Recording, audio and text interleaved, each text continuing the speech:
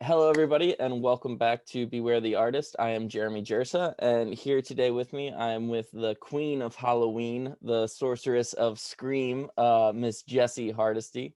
Oh, Jessi, if you want to kind of go through a little rundown of who you are and what is it that you do. well, I'm Jessi Hardesty, and no, that's not a Texas Chainsaw Massacre reference. My last name really is Hardesty, like Sally Hardesty. Um, and I make spooky art, mostly in the form of carvings and woodcut printmaking. Um, I'm a professor and a curator full-time in Westminster, Maryland at Carroll Community College. And I have both my undergraduate and my graduate degree in print media. Now, what is it about printmaking that drew you to this form of art? Um, well, when I started college, I kind of my teenage brain was like, oh, pick a college and a place you want to live. Don't think anything about what the department actually has to offer you. Just go somewhere that you want to live. So I lived in Salem, Massachusetts. I went to Salem State, which used to be Salem State College and is now Salem State University. And I got in as an art major with an undeclared concentration. So I kind of had to pick one when I got there. And I started taking classes just to see what I liked. And I took a printmaking class and I was like, this is really interesting. I took like a mono printing class and I was like, I kind of want to know more about this. So then I took a screen printing class and I was like, this is cool. I don't know how I feel about it, but it's cool. And then I took a relief printmaking class and I was completely and totally hooked at that point and just stuck with printmaking.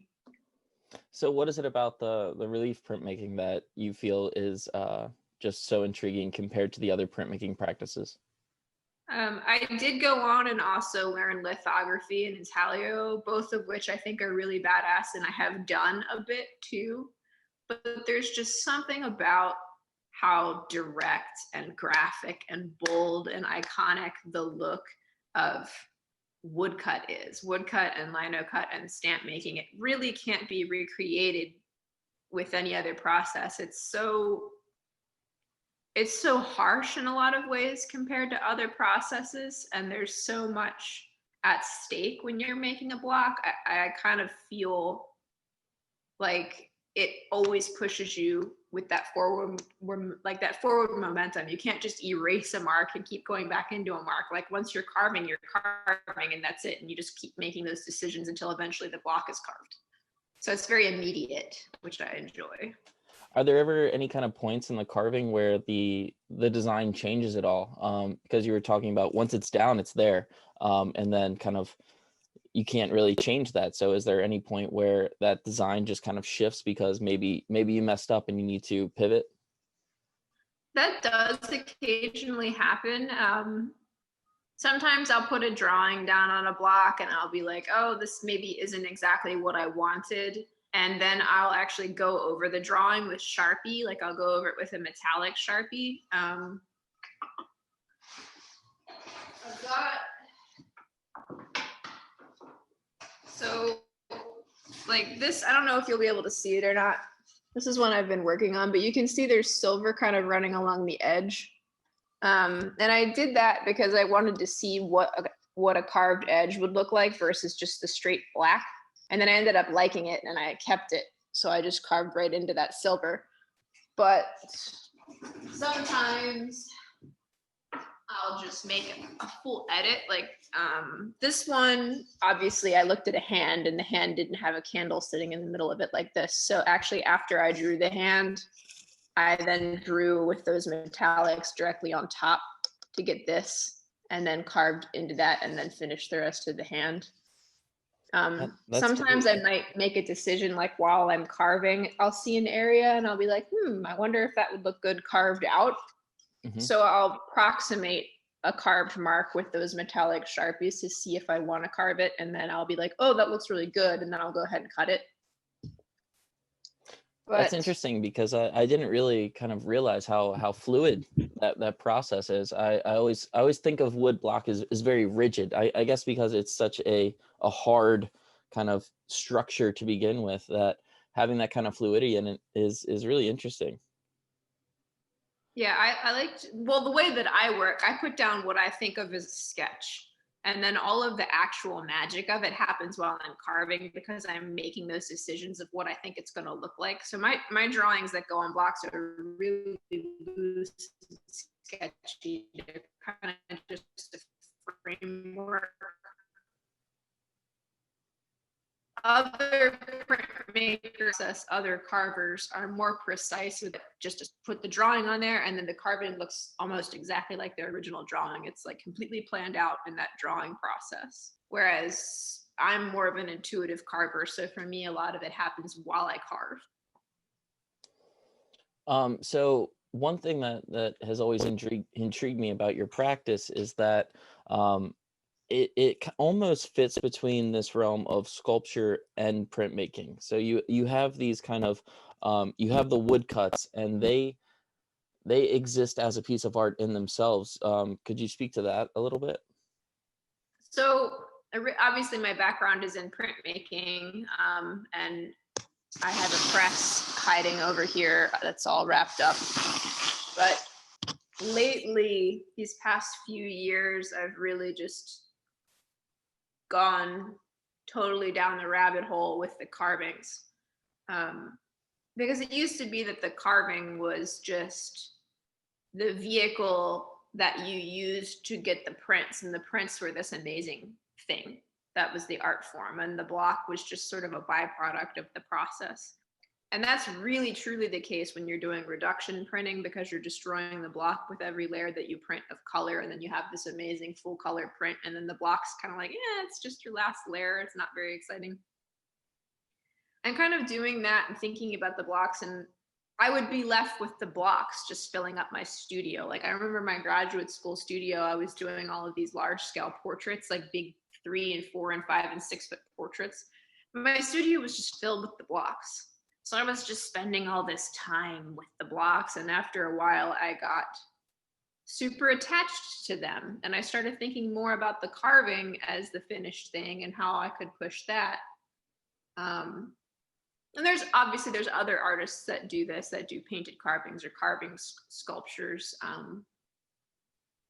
And I kind of just kept going in that direction. And now at this point, I'm making hundreds of carvings in a year, and I'm probably only pulling maybe a half dozen at most print editions. So it's kind of flip-flopped. In terms of the research that goes into the imagery that you're selecting, what is your process like? I take way too many photos all the time. My phone has over 70,000 photos in it right now. I need to clean some out. Pretty much anytime I travel, anytime I go anywhere, anytime I think of something, I'm taking a picture of it. So I kind of mine those photos. I go to lots of cemeteries, and the work I'm working on right now is mostly cemetery symbolism. So I've actually been harvesting all of my cemetery visits because I'm super fascinated by the different emblems and symbols that are on tombstones and how they vary from different areas and what the symbolism means. I'm particularly fascinated by the torches that you see in cemeteries lately. So I have 2 pieces that are sort of these inverted cemetery torches. A lot of the stuff just kind of comes out of my head too. I used to like to work really realistically. I used to always, I'm doing portraits and it had to be perfect. And then I just kind of burnt myself out on things looking perfect. The jack-o'-lanterns and skulls and things kind of were just goofy ass doodles I was doing for myself, and then that's what people picked up on and were like, "Ooh, we want this." Like, so I embraced it, and now I'm not very precious with the process. Sometimes I'll just doodle a bunch of stuff, kind of like a flash sheet, and I'll just have stacks of weird flash sheets of ideas, and then I'll blow those up into something bigger.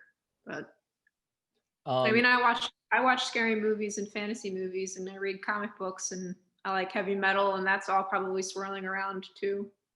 Yeah. How do you choose the cemetery locations that you actually visit? Are you going for specific graves, or do you just kind of notice this cemetery pop up on the side of the road and you're like, oh, that looks cool. Let's kind of stop by. It's both. Like, I definitely have been known to pull over just because I'm like, oh, it's a cool cemetery. I'm gonna go check it out. There's actually one about 20 minutes north of Carroll that I really like. That's sort of like abandoned, I think, but has some cool old stones in it. I like the older stones better. I like an interesting new stone, but they're not really full of the symbolism that I'm looking for or that I'm attracted to. So mostly it's old cemeteries, Mhm. especially when I'm traveling through places like New England, where I know there's lots of really old cemeteries. I kind of make a point of going to see them. Um, there's a really big, amazing one in Philly I love. There's a giant one in Brooklyn that I'm a big fan of. I have been to a number of times. Being from Maryland, do you have any type of connection to, or like a kind of a yearning for the creation of the Ouija board? Yeah, the planchettes actually spawned out of my living in Baltimore. Obviously, I always liked spooky stuff. We had Ouija boards in the house growing up. We actually had an antique wooden one, like a spooky legit one.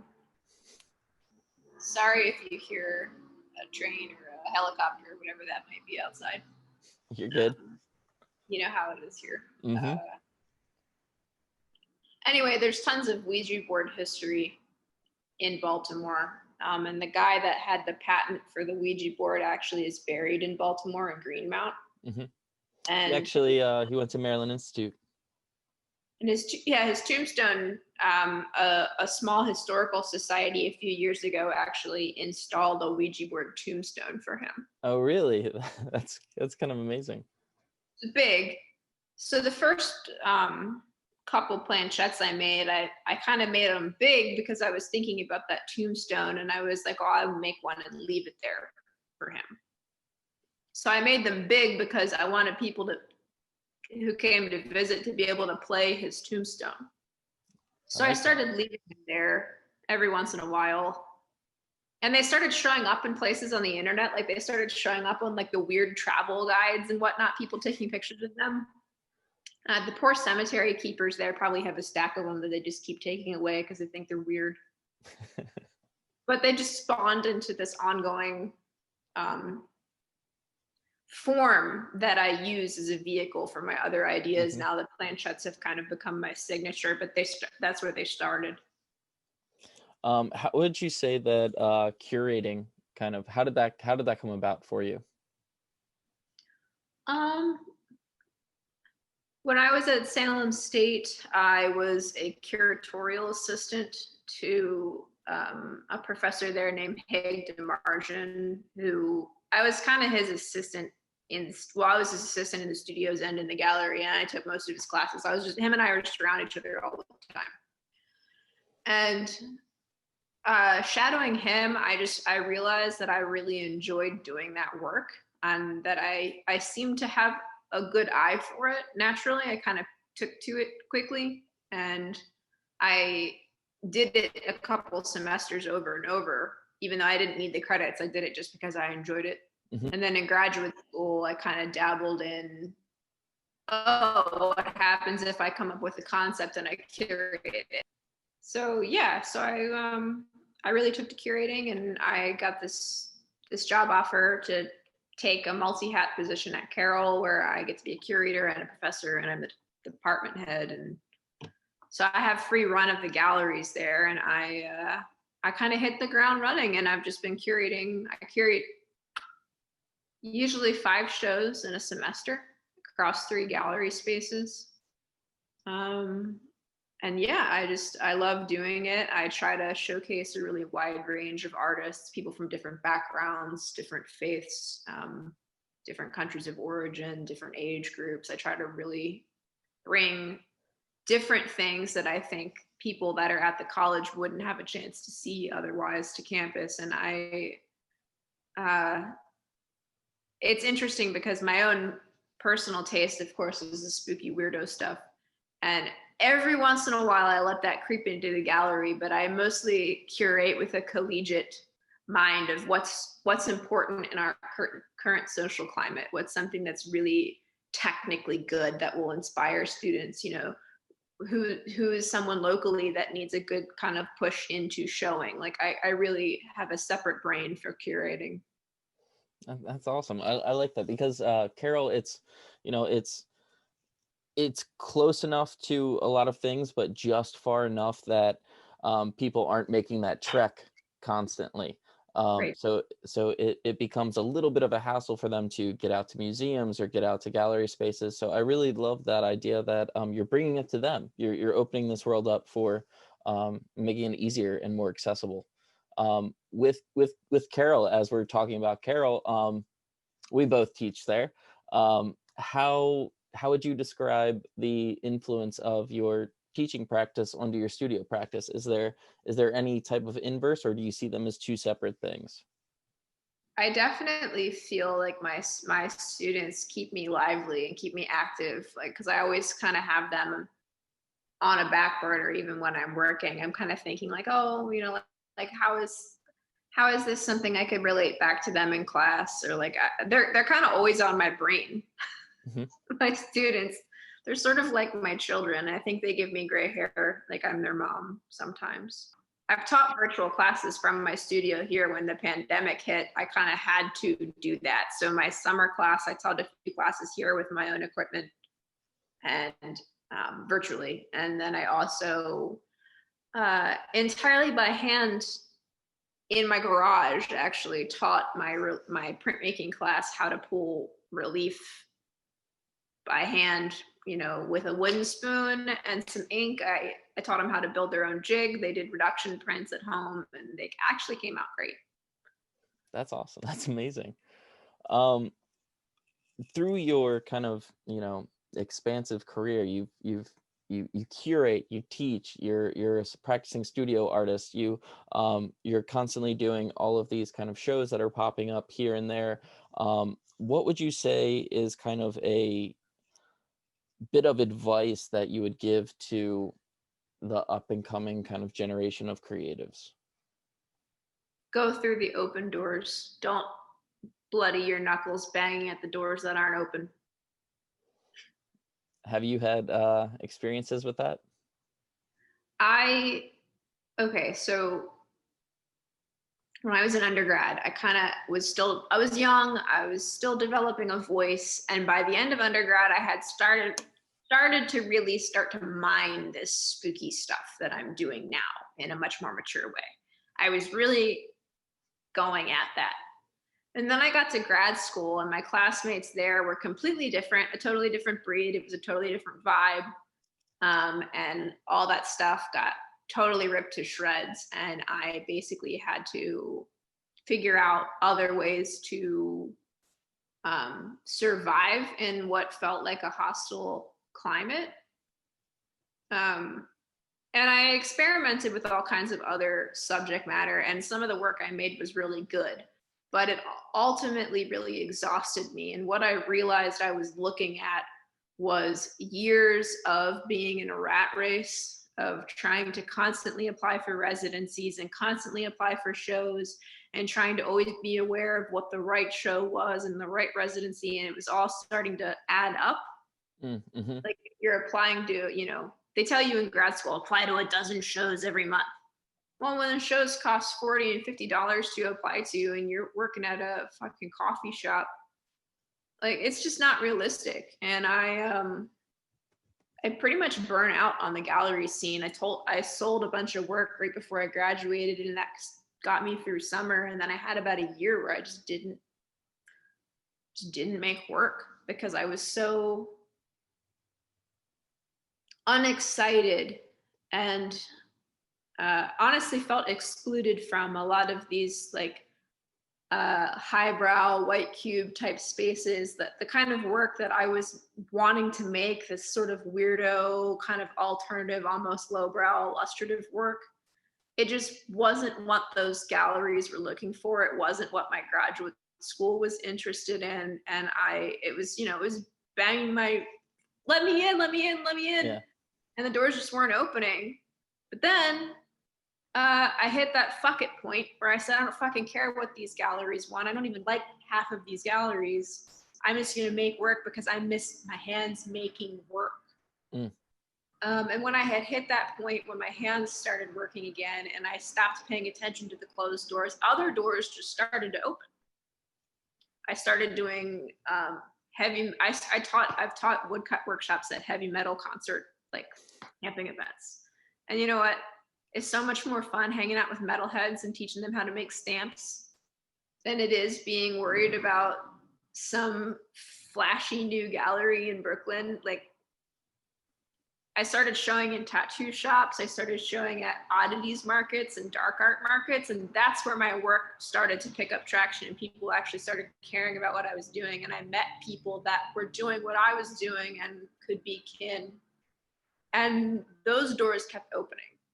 And now, you know, there's galleries that specialize in just that stuff. And that's kind of the direction that my work has started to head in, is those events and those galleries that are for what I do. And I still kind of have my foot as a curator in that other world that is the more traditional gallery that showcases all of the different types of work. And I think I'm much happier that way, having my personal work be in a weird niche and then getting to be the curator that curates the more normal breadth of work and kind of is in tune with those currents, because I don't have to be an artist in those currents anymore. I just get to be a curator. Yeah. So I think having that separation for me has been great. Yeah, that sounds like a perfect kind of separation. You're still fulfilling these wants through those different pathways, and I think that's really exciting. With so much of what we do as artists, a lot of it has to do with finding ways to interact with people. And in today's society with COVID and the artist life being extremely lonely already, with so much time spent in the studio, just kind of working singularly, not really seeing anyone. What do you do to kind of counteract those feelings? Feelings of loneliness? Yeah. I carve more. So your reaction is just to go deeper into the work and further isolate. I sort of think about like Instagram and similar things as like a little pocket hype squad. It's like I just talk to other artists on there and like trade art and do that. And like I'll even send voice messages in the chats a lot so that I can hear someone else's voice when they respond and have that dialogue back and forth. It's been hard though with the pandemic, not being able to physically see people, like have a person come in your studio and hang out with you. And like, I previously traveled pretty extensively, like at least once a month I was driving to some event, some dark art fair, or some weirdo residency, or some other, you know, traveling to visit a friend who was almost always an artist. Like I went cross country for 5 weeks in the summer of 2018, and I think almost everyone I stayed with was an artist that I knew, either from Southern Graphics Council conventions, the internet, or grad school or undergrad. Like I kind of just built a map out of my network of weirdo friends. And not being able to do that during this pandemic has been frustrating. I always find the oddities markets and the kind of dark arts festivals and things like that so interesting. For the people that are listening that don't really know what those kind of events are, could you describe those a little bit? Sure. So there's kind of an interesting, I guess, subcultural trend right now for, obviously curated art markets have been a thing for ages, but in the past couple of years, they have kind of spawned this subculture version that's specifically spooky stuff, macabre stuff, dark arts. So you'll see someone selling human bones and taxidermy right next to someone who specifically does dark fantasy illustration, next to like me making spooky woodcuts, next to someone making like Victorian mourning jewelry next to someone who sells, you know, sculptures with blinking eyes on them. Like it's this whole weird collection of things that are odd, things that attract odd people, odd art for odd people. And that's where I'm finding my community. And I mean, if you do see some people that don't look like they'd be into odd stuff walking around, and sometimes those are the people that come up and go, I want all three of these. Here's cash. And you go, wow, found my people. Do you find yourself collecting a bunch of oddities and occult items and weird things? Yeah, I kind of always have. Both of my parents at one point were antiques dealers, and my mom still is an antiques dealer. My grandparents even were at one point, so I grew up in a house full of old shit. I collect Halloween blow molds, the vintage ones, the plastic blow molds that have that kind of spooky retro look to them. I also collect Victorian jewelry caskets, metal jewelry caskets. And what exactly is a jewelry casket? So a fancy jewelry box, basically. Okay. And similar things. Yeah. I have some human bones, and I have some animal bones and some taxidermy. I have a really beautiful big black ram head. That's probably one of my favorite weird things I've acquired recently. What I'm sure you've encountered some really weird shit. So what would you say is kind of the weirdest thing that you've ever encountered? And it could be a place too. At like a market, or just in general? Just in general. Life? Just in general.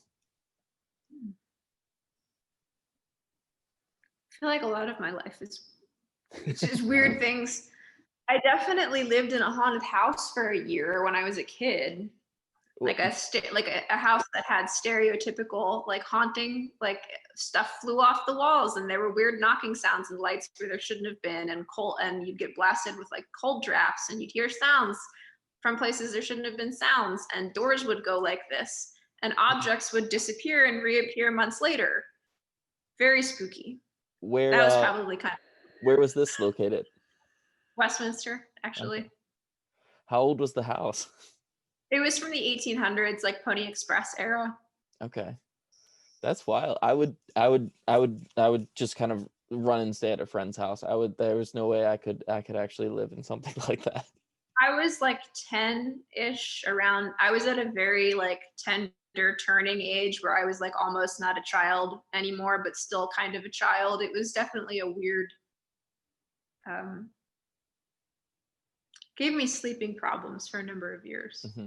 It was also kind of fascinating at the same time. It's one of those things where it was like I was hardly uncomfortable about it, but looking back wouldn't take the experience away. Would you call it a seminal experience? I suppose so. Yeah.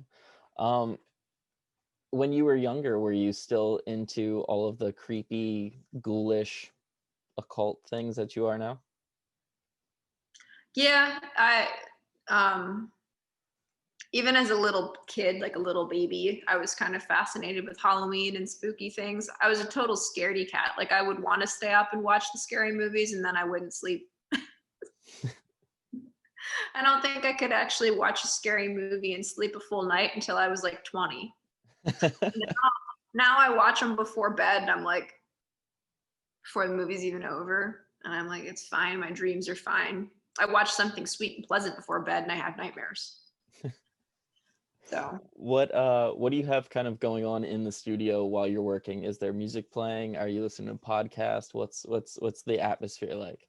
Well, it used to, for years, always be music. It used to be lots of like doom and sludge metal, because that like kind of heavy evilness was really good for printing too. Lots of movie soundtracks there for a few years, but lately, this past year and a half, has almost exclusively been podcasts. I've gotten super hooked on podcasts, and it's usually like horror anthology, true crime, weird, paranormal, aliens, cults, all that stuff. So I'm actively filling my brain with information about all the weird shit I'm making, even while I'm working. Today it was a horror anthology audiobook that I just finished, like right before this call, actually. So as we're kind of coming up on this time of year, this is kind of like, this is your time. How do things, I know you do a countdown every year, even starting the day after Halloween, but how does everything kind of change for you during these kind of months leading up to Halloween? Do you mean specifically now in times of COVID or just in general? Just in general. Well, I always have this fantasy about how much work I'm going to get done in the summer. It never happens. I end up teaching summer classes, and then I'll travel to go see someone, and then I'll get back and I'll be like, oh shit, I don't have any work. So then it's this mad scramble always. I think I just work better with that light, that fire lit under my ass. I think I need that sometimes actually to get the really good work done. I might schedule, I'm going to be in the studio for 9 hours, and I might be staring off into space for like 2 of those hours. But if I don't have those 2 hours that I do that, the work is shit. I agree with you. I do the same thing.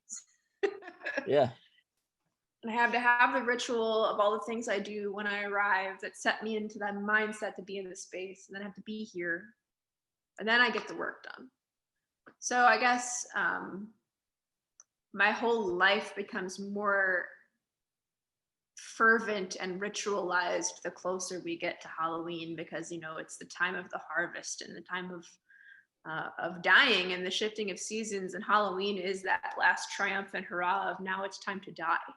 It's a celebration of dying, of mortality. So I think my brain goes into that harvest mode of harvesting all of the ideas that I've been growing all year and getting them out. What is what's the typical Jessi Hardesty Halloween? They're different every year.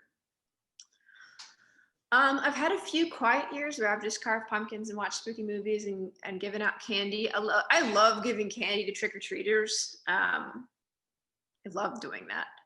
And then of course I always have, Halloween for me is kind of the whole month, and then it culminates on Halloween night. So Halloween night's usually some sort of event. More years it's a party or a big bonfire or rituals or traveling somewhere. I mean, I used to live in Salem, so all of Salem's downtown is just a big wild event. Like the people watching and the energy is just crazy. So I definitely have done that a number of years. There was one year where I camped on an island on Halloween, and it was just like this very intimate, maybe like 15 people in costumes around bonfires, like eating candy apples and telling ghost stories on an island. That's wild. Yeah, so this year I think will be a small gathering, a coven type gathering this year, I think, with a bonfire and some private things happening. I think this is a good year for that. But it's not a good year to be at a giant rager. No, I agree. Sure. So what exactly does a coven type gathering entail? It's just more intimate, more private things, I suppose. Okay. You'd have to go to one to know. So what would be kind of a dream project if you haven't already obtained something that you've always dreamed of doing? What would be a dream project that you want to accomplish at some point? Ooh. There's a printmaking residency that's in Belgium that I've always wanted to go to. That's on my list of things I would like to do before I kick the bucket. The Franz Mazariel Centrum, and I would like to go there. Oh, why? What's so special about that residency? Ever since I learned about it and I saw all of the different amazing artists that have kind of gone through it, and it's in this sort of idyllic location in Belgium, and I would like to have that experience. And of course I have some of the artist that it's named after, Franz Mazariel. I have some of old books with his kind of woodcut illustrations, and I don't know, it would be a cool thing within the lineage of print. Mhm. And then also, there's tons of printmaking history in Mexico, and I've always wanted to do like a print-oriented tour of Mexico. There's lots of things artistically I would like to do. Obviously, I want to like have a giant gallery and fill it with giant weird ass woodcuts. I actually also, at some point, it's going to get done. I've been planning it for years. I know the dimensions for a coffin that would fit me specifically, and I want to carve my own coffin. Wow. I have sketches for it, and different panels designed out that would be sort of different narratives or symbols from my own life. So that's a project that will at some point come to fruition, hopefully before I die. If it doesn't happen, would you leave those plans for someone to finish for you? Yeah, probably. I would probably have some other carver do it. That's amazing. So on that It'd be note, kind of cool if it was partially finished and then another. Yeah. I think on that note, I think that's a good place to end. Literally end at the end. Yeah. I want to thank you so much for being on the show. It was an absolute pleasure. And it's always great to see you. Everyone, if you are watching this, please make sure that you go check out Jessi's work on Instagram as well as her website, jessihardesty.com. And I will see you all next week. All right. Bye. So much for me.